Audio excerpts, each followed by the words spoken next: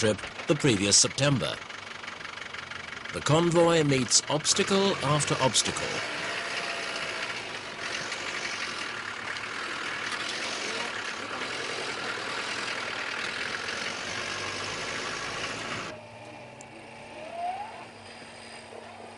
Matters are made worse for the Belgians when their vehicle develops a gearbox fault, which has to be fixed at the trackside.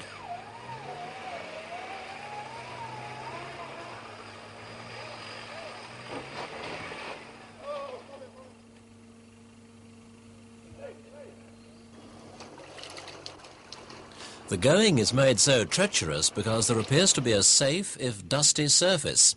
In fact, the dust covers a deadly layer of slippery mud.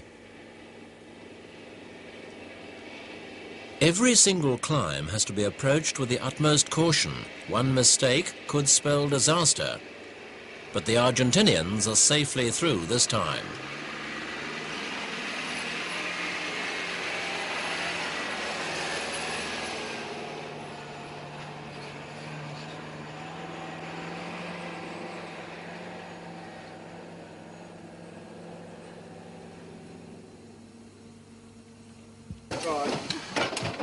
Then the biggest obstacle so far. Yet another landslip blocks progress. There's nothing for it but to bring out the metal roadway tracks and manhandle them into position.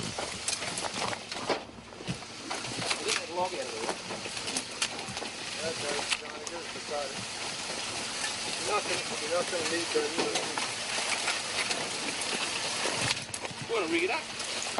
Drop it in the hole.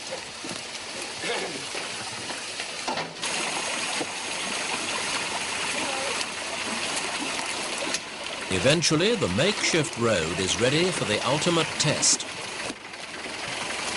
The Land Rover has to be lined up inch perfect. But the Brits make it over without any problem.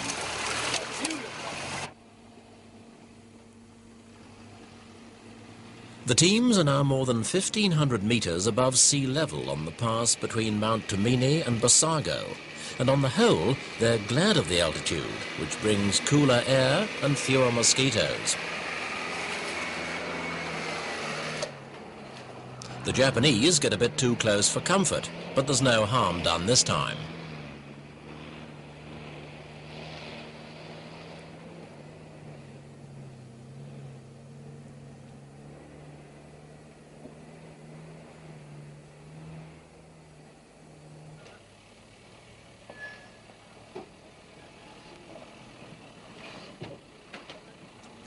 Gently does it for Germany.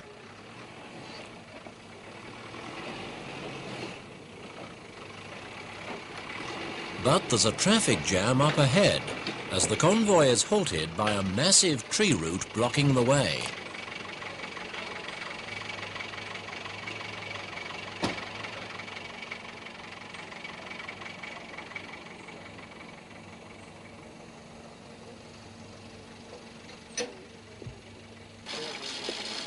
Pickaxes, chainsaws, winches, axes and muscle are the only answer if there's to be any further progress today. Inch by inch, the gigantic root is levered and coaxed out of the way, before the teams eventually heave it over the side and send it plunging down the ravine.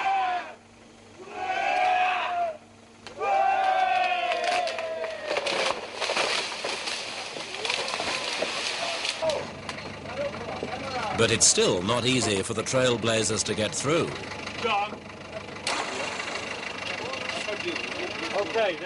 But they get by with a little help from their friends. The true spirit of the Camel Trophy wins through again. While the British and Swiss teams go on ahead to try and prepare the route, the others set about repairing the ravages of the winter. There are more holes to fill in and more trees to fell, before the show is back on the road at last. In 14 hours, they have completed just 54 kilometres. On the way, 31 trees have been cut and the winches have been in action 16 times. All the classic Camel Trophy elements within a single day. Well, in some parts it was very hard, in some other ones it wasn't that much, but we have to stop for a long time because we are a long caravan, and then we have to wait for the rest of the companions. So for one vehicle, 2, 3, 4, 5 vehicles will be all right, but for the 18 vehicles it's kind of a slow downs everything, you know. Which part do you think was the most difficult? Well, as far as work, it was when that landslide that we have to dig all the way for the vehicles, you know. Cutting trees, and that's not that difficult. In some other parts it was kind of tricky. It wasn't that much work, but you have to use your mind more than your hands, you know. What sort of preparation have the Spanish team done for this sort of work?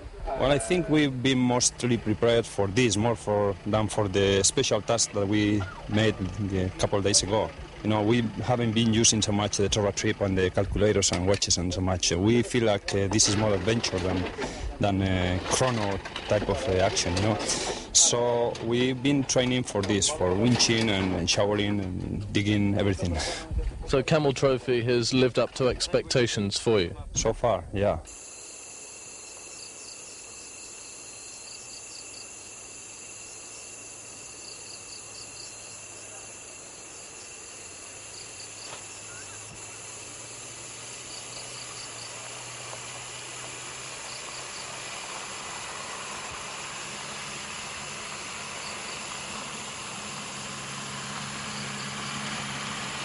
Headlamps splitting the dark of the night, the Camel Trophy train continues its relentless progress.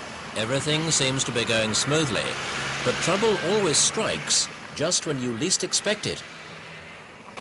This time it's the Turkish team, leaders in the competitive part of the event, who find themselves sidelined. Their Land Rover 110 has soaked up so much punishment that the front differential finally cried enough and had to be disconnected. Fortunately, a replacement had been requested earlier when the British team thought theirs was on the way out. Everyone mucks in to lend their comrades a hand. A remarkable bond has been forged between the participants in the true spirit of comradeship that is the aim of the Camel Trophy. After a long night's work supervised by Australian mechanic Fred Wanicek, the show is back on the right track and ready for the painstaking descent from the mountains.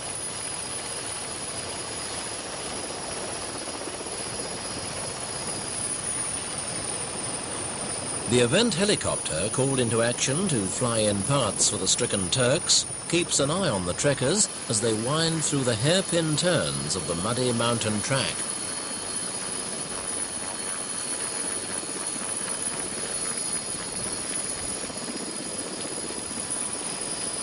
Now they are out of the mountains, the temperatures soar again, and water is a welcome sight as they head towards the coast. At the lunchtime halt, will be the chance of a bath and a change of clothes, the first for several days. The only problem in the convoy is a gear selection gremlin which halted the Japanese for a while.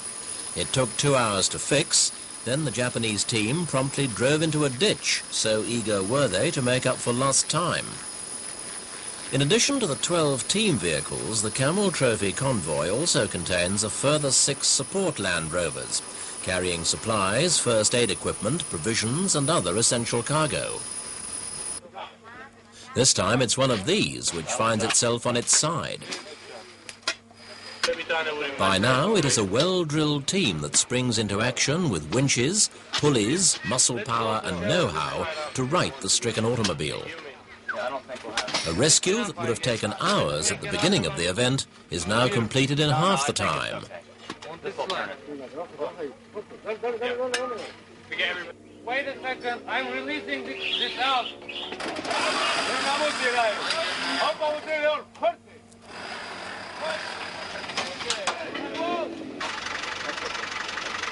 And the Camel Trophy travellers continue on their way.